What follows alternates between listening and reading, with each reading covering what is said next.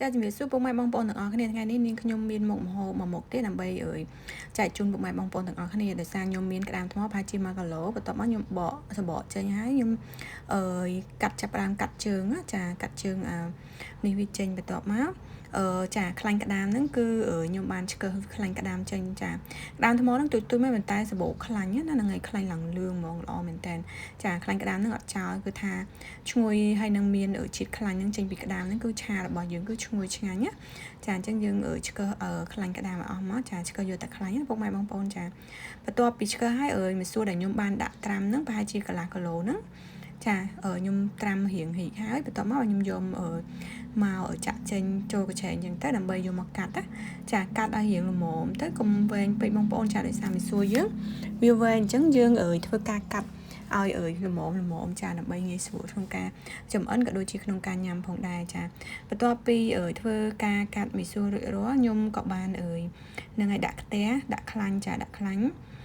ក្នុងធ្វើការឆាចាឆាក្តាមរបស់យើងហ្នឹងចាបន្ទាប់មកដាក់ខ្ទឹមសចិញ្ច្រាំចូលចាឆាខ្ទឹមសចិញ្ច្រាំចូលឲ្យឆាឲ្យឈ្ងុយបន្តិចមកបន្ទាប់មកយើងចាប់ផ្ដើមដាក់ក្តាមថ្មរបស់យើងហ្នឹងចាឆាចាគ្រាន់តែដាក់ហើយគឺថាជះក្លិនឈ្ងុយមែនតើចានឹងឲ្យពុកម៉ែបងប្អូនភាគច្រើន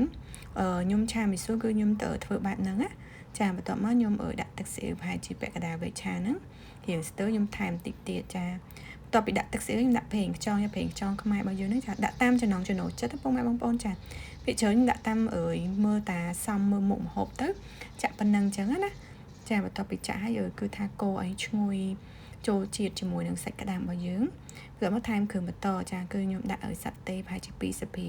កាហ្វេចានិយាយទៅឆាមីស៊ូដាក់សាត់តេបានឆ្ងាញ់ណាពុកម៉ែបងប្អូនចាសាត់តេយើងហ្នឹងចាដាក់2ស្ព្រាហ្នឹងមកបន្ទាប់មកដាក់គ្រឿងបន្តទៀតគឺថាខ្ញុំបានដាក់បន្ថែមជាមួយនឹងម្រេច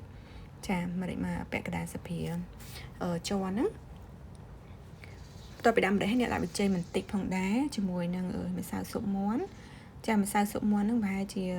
ពាក់កណ្ដាលស្ព្រាហ្នឹងផងដែរចាអញ្ចឹងហើយបន្ទាប់មកយើងដាក់ស្ករចាខ្ញុំដាក់ស្ករប្រហែលជាមួយស្ព្រាជ័រចាមួយស្ព្រាជ័រយើងហ្នឹងចាដាក់ស្ករមួយស្ព្រាហ្នឹងមកបន្ទាប់មកយើងកូរឆាគឺថាចាស់ក្លិនឈ្ងុយមែនតើរៀងគោកទៅយើងថែមទឹកបន្តិចផងដែរចានិយាយទៅឆាមីសួរក្តាមហ្នឹងគឺថាឈ្ងុយឆ្ងាញ់មែនតើហើយត្រឡប់មកខ្ញុំគឺខ្ញុំតែងតែធ្វើបែបហ្នឹងណាហ្នឹងហើយបន្ទាប់ពីឆារៀងល្មមហើយខ្ញុំចាប់ផ្ដើមដាក់ខ្លាញ់ក្តាមដែលខ្ញុំបាន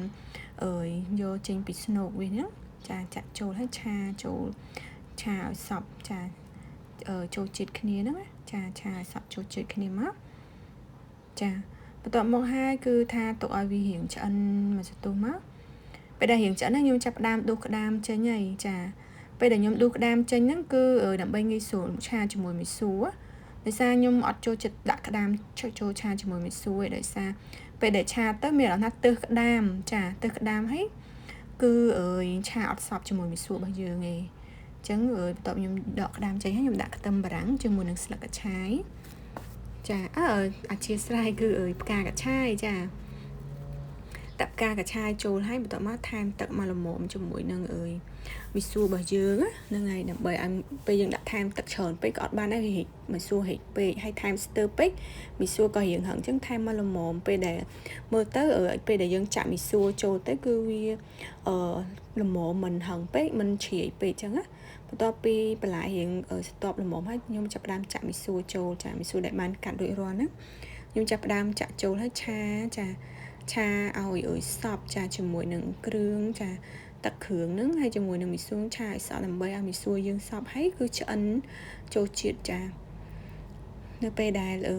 ឆាឲ្យសព្វល្មមជ្រាវជាមួយនឹងគ្រឿងជាមួយនឹងមីស៊ូយើងហ្នឹងចាឲ្យចូលជាតិល្មមទៅហើយភាគច្រើនខ្ញុំធ្វើអញ្ចឹងខ្ញុំអត់ដាក់ភ្លើងខ្លាំងខ្ញុំបន្ថយភ្លើងហើយដោយសារខ្ញុំខ្លាចវាអត់ឆ្អិនណាហ្នឹងហើយវាខ្លោចបាតអញ្ចឹងខ្ញុំចាប់ដើមបន្ថយភ្លើងខ្ញុំចាប់ដើមទៅសោះទៅសៃមីស៊ូហ្នឹងឲ្យចូលជាមួយគ្រឿងហើយឲ្យទៅសៃមីស៊ូហ្នឹងចូលជាតិល្អហើយឆ្អិនបន្ទាប់មកបាទខ្ញុំដាក់ក្តាមកូរឲ្យរៀង តបចូលជាមួយនឹងមីសួរយើងប៉ុណ្ណឹងគឺឆ្អិនហើយចាហ្នឹងហើយគឺឆ្អិនហើយហើយដាក់ក្តាមទៅគឺទំនងមែនតែនហើយអូយពុកម៉ែបងប្អូនឈ្ងុយឆ្ងាញ់មែនតែនហ្នឹងហើយជាពុកម៉ែបងប្អូនអាចសាកធ្វើញ៉ាំបានចានៅផ្ទះឬក៏មានកម្មវិធីអីអាចសាកធ្វើញ៉ាំបានហើយយើងចាប់ផ្ដើមរោយស្លឹកខ្ទឹមទៅចានេះពុកម៉ែបងប្អូនចាពិតជាទំនងមែនតែនហើយឈ្ងុយឆ្ងាញ់ទៀតចាអរគុណពុកម៉ែបងប្អូនដែលបានតាមដានទស្សនាអរគុណជម្រាបលា